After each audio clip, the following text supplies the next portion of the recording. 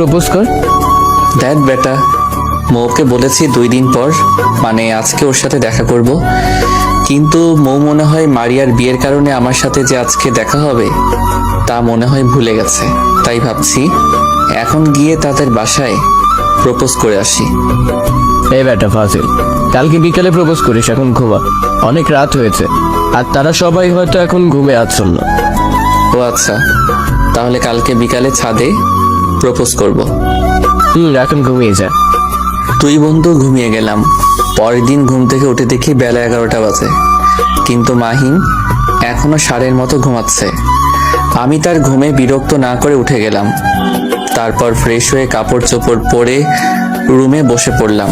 কিছুই ভালো লাগছে না, তাই মাহিমকে ডাক দিলাম, কিন্তু উঠছে না। তাই জোরে ধাক্কা দিলাম।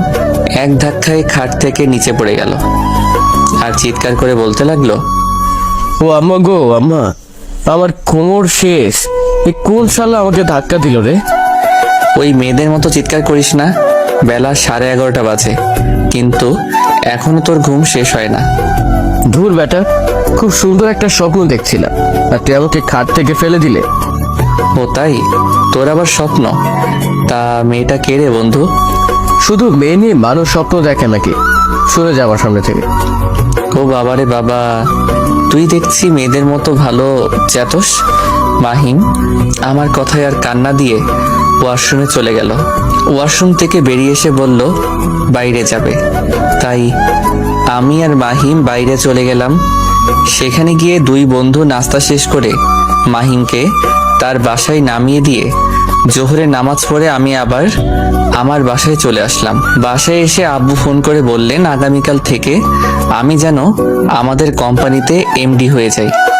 একটু বিশ্রাম নেওয়ার জন্য আবারও ঘুমিয়ে পড়লাম। ঘুম থেকে উঠে দেখি বিকাল 4টা হয়ে গেল। তাড়াতাড়ি ফ্রেশ হয়ে ছোট আম্মুর কাছে গেলাম। ছোট আম্মু, মৌ কোথায়? মৌ মনে হয় ছাদে গেছে, কিন্তু কেন বাবা? আরে না, ওই যে বলে দিব আমি সেই জামিল।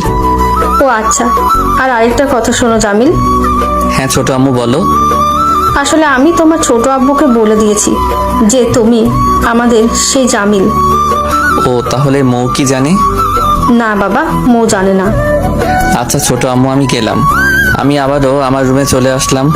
সেখান থেকে গোলাপ ফুলটা নিয়ে ছাদে উঠে গেলাম।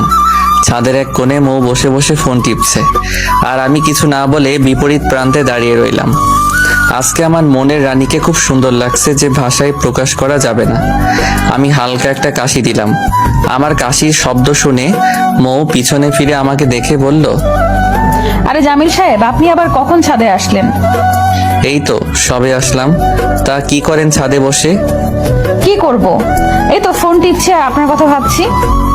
ও তাই, আমার কথা কি ভাবছেন? এই যে গতকাল আপনি আর মাহিম ভাই না থাকলে রকি হয়তো আমার সর্বনাশ করতো। ও এইসব বাদ দেন। কিভাবে বাদ দিব? আর আপনাকে আমি ধন্যবাদ দিয়ে ছোট করব না, তবে আপনার কাছে চিরকৃতজ্ঞ হয়ে থাকবো। কৃতজ্ঞতার কিছু নেই। আমিও আপনার কাছে এমন কিছু চাইবো যে আপনি দিতে বাধ্য থাকিবেন। কি কি এমন চাইবেন যে আমি আপনাকে দিতে বাধ্য থাকিব? আমি আমার পকেট থেকে গোলাপ ফুলটা বের করে হাতে নিলাম। মৌ আমার হাতের দিকে লক্ষ্য করলো, কিন্তু কিছু বলল না। গোলাপটা স্বাভাবিকভাবে মৌয়ের হাতের দিকে বাড়িয়ে দিয়ে সরাসরি বলেই দিলাম, ভালোবাসা কোথা থেকে আসে তা আমি জানি না, তবে এইটুকু বলতে পারি আমার মনের মাঝেও প্রেম ভালোবাসা আছে। তবে এইসব প্রেম ভালোবাসা আমি আপনার জন্য বরাদ্দ করলাম। যেদিন প্রথম আপনাকে দেখেছি সেদিন থেকে আমি আপনাকে অনেক ভালোবেসে ফেলেছি। আশা করি আপনিও আমি অদমের ভালোবাসাটা গ্রহণ করবেন। I love you. মৌ কি বলবে ভেবে পাচ্ছে না, তারপরে বলল, আসলে আমি কি ভাববো সেটাও ভেবে পাচ্ছি না। আপনি হয়তো আগে থেকে জানেন যে আমারও বিয়ে ঠিক হয়ে আছে, তারপরেও কেন আপনি আমাকে প্রেমের প্রস্তাব দেন? নিজের ভালোবাসা আর চেপে রাখতে পারিনি, তাই বলে দিলাম। তার মানে আমি কি ভাববো সব ছেলে সমান? সব ছেলে তো আর আপনাকে প্রপোজ করেনি। এখন বলেন, আমার ভালোবাসাকে আপনি গ্রহণ করবেন?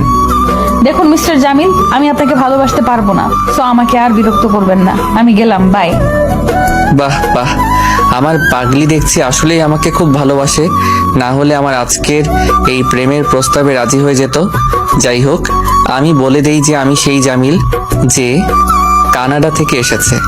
মৌ চলে যাচ্ছিল আর মৌয়ের হাত ধরে বললাম, আমি সত্যি আপনাকে ভালোবাসি, খুব ভালোবাসি।